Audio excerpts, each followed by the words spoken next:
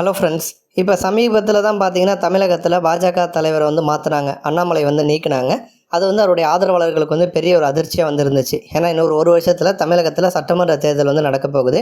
அதற்கு முன்னாடி இந்த மாதிரி தலைவரை மாற்றினது பெரிய ஒரு பாதிப்பாக இருக்கும். அதே நேரத்தில் யங்ஸ்டர்ஸ் நிறைய பேருக்கு இது ஒரு ஷாக் நியூஸ் தான். ஏன்னா அண்ணாமலையை பொறுத்த வரைக்கும் கொஞ்சம் அக்ரெசிவாக தமிழக அரசியலை எதிர்கொண்டார். இதற்கு முன்னாடி தமிழகத்தில் பாஜக தலைவர்களாக இருந்த எல்லாருமே கொஞ்சம் சாஃப்டாக தான் ஹேண்டில் பண்ணுவாங்க. பட் அண்ணாமலை அந்த மாதிரி கிடையாது. திமுகவை டேரெக்டாக எதிர்க்கிறது, இப்போ உதயநிதி ஸ்டாலினோ வேறு யாரோ கருத்து சொல்கிறாங்கன்னா உடனுக்குடனே ரிப்ளை கொடுக்கறது, ஒரு போல்டாக செய்தியாளர்களை சந்திக்கிறது, இந்த மாதிரி கொஞ்சம் அக்ரெசிவாக இருந்தார். தமிழக அரசியலில் ஆக்டிவாக இருந்துட்டு வந்தார். அந்த மாதிரி சூழலில் தான் அவர் தலைவர் பதவியிலிருந்து நீக்கினாங்க. அந்த சமயத்தில் பாஜக மேலிடம் தரப்புலேருந்து என்ன சொன்னாங்கன்னா, அடுத்து இவருக்கு எம்பி பதவி கொடுப்போம், அமைச்சர் பதவி கொடுப்போம், அமைச்சரவையில் இவர் உட்கார வைப்போம் அப்படிங்கிற மாதிரி சொன்னாங்க. அதனால் அவருடைய ஆதரவாளர்கள் கொஞ்சம் ஆறுதலாக இருந்தாங்க. ஆனால் இப்போ அது கிடைக்காத ஒரு சூழல் உண்டாயிருக்கு. ஏன்னா ஆந்திராவில் பார்த்தீங்கன்னா மாநிலங்களவை உறுப்பினர் பதவி காலியாக இருக்குது. அந்த ஒரு இடத்துக்கு அண்ணாமலை, அதே மாதிரி முன்னாள் மத்திய அமைச்சராக இருந்த ஸ்மிருதி இரானி இவங்களாம் போட்டியிடுவாங்க அப்படின்னு பேர் அடிபட்டுச்சு. ஆனால் எப்போ இந்த இடத்துக்கு பார்த்தீங்கன்னா பக்கா வெங்கட சத்யநாராயணா அப்படிங்கிற ஒருத்தரை தேர்வு பண்ணியிருக்காங்க. இவர் நீண்ட காலமாக பார்த்தீங்கன்னா ஆந்திராவில் பாஜகவுக்கு தொடர்ந்து சப்போர்ட்டாக இருந்து வரவர். இப்போ இவருக்கு அந்த பதவி போயிருக்கு. தமிழகத்தில் அதிமுக கூட கூட்டணி வைக்கணும் அப்படிங்கிற ஒரு காரணத்துக்காக பார்த்தீங்கன்னா அண்ணாமலையை தலைவர் பதவியிலேருந்து தூக்கிட்டு அவருக்கு பதிலாக நயினார் நாகேந்திரனுக்கு தலைவர் பதவி கொடுத்தாங்க.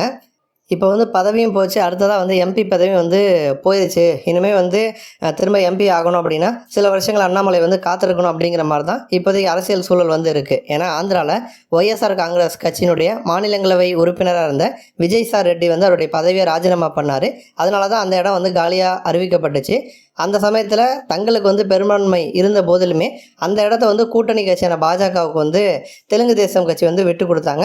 அப்போ பாஜக சார்பில் அண்ணாமலை போட்டியிடுவார் அப்படிங்கிற மாதிரி தான் சொன்னாங்க. இப்போ அண்ணாமலைக்கு கொடுக்காம அதை வேறு ஒருத்தருக்கு மூத்த தலைவரான பக்கா வெங்கட சத்யநாராயணனுக்கு பார்த்தீங்கன்னா அந்த பதவி கொடுத்துருக்காங்க. இப்போ இதில் பாஜக பொறுத்த வரைக்கும் இன்னொரு விஷயத்துக்கு கணக்கு போடுறாங்க அப்படின்னு சொல்லப்படுது.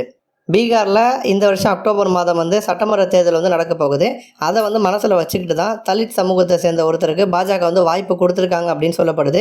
பீகாரை பொறுத்த வரைக்கும் யாதவ் சமுதாயம் மற்றும் இஸ்லாமிய சமுதாயம் அங்கே பெரும்பான்மையாக இருப்பாங்க. இப்போ அவங்க எல்லாருமே இந்தியா கூட்டணியில் இடம்பெற்று இருக்கக்கூடிய ராஷ்டிரிய ஜனதா தள கட்சிக்கு தான் வாக்களிச்சிட்டு இருக்காங்க. அந்த கட்சிக்கு தான் ஆதரவு தெரிவிக்கிறாங்க. முற்பட்ட சாதியினர் மட்டும்தான் பாஜகவுக்கு வாக்களிச்சிட்டு இருக்காங்க. அந்த மாதிரி சூழலில் வெற்றியை தீர்மானிக்கக்கூடிய தலித் வாக்குகளை குறி வச்சு தான் மாநிலங்களவை தேர்தலில் தலித் சமூகத்தை சேர்ந்த ஒருத்தருக்கு பாஜக வாய்ப்பு அளிச்சிருக்காங்க அப்படின்னு சொல்லப்படுது. ஜென்ரலாகவே பாஜக ஆட்சி அப்படின்னாலே அடிக்கடி அமைச்சரவையை மாற்றுவாங்க. பெரும்பாலும் மக்களவை தேர்தலுக்கு 2 வருஷம் முன்னாடி இருக்கிறப்ப தான் அமைச்சரவை மாற்றி அமைப்பாங்க. அந்த வகையில் அடுத்த மக்களவை தேர்தல்னு எடுத்துக்கிட்டோன்னா அதுக்கு இன்னும் 4 வருஷம் இருக்குது. அதனால் 2027 அமைச்சரவை விரிவாக்கம் நடைபெறலாம். தமிழகத்தை சேர்ந்த எல் முருகனுக்கு மத்திய பிரதேசத்தில் காலியாக இருந்த மாநிலங்களவை தொகுதியில் அவர் நிற்க வச்சு உறுப்பினராக ஆக்கிட்டாங்க. மத்திய அமைச்சர் பதவி இப்போ கொடுத்துருக்காங்க. அதனால் திரும்ப அதே மாதிரி தமிழகத்தில் அண்ணாமலைக்கு அந்த மாதிரி பொறுப்பு கொடுக்க மாட்டாங்க, பதவி கொடுக்க மாட்டாங்க அப்படின்னு சொல்லப்படுது.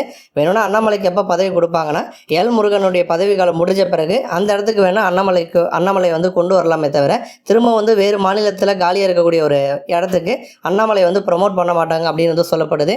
ஆல்ரெடியே தமிழக பாஜக தலைவரும் பதவியும் போச்சு. இப்போ எம்பி சீட் கிடைக்கும். அதை தொடர்ந்து அப்படியே அமைச்சர் பதவியும் கிடைக்கும் அப்படின்னு ஆதரவாளர்கள் ஆறுதலோடு வந்திருந்தாங்க. இப்போ அதுவுமே இல்லாத ஒரு நிலைமைக்கு தான் அண்ணாமலை தள்ளப்பட்டிருக்காரு. நன்றி.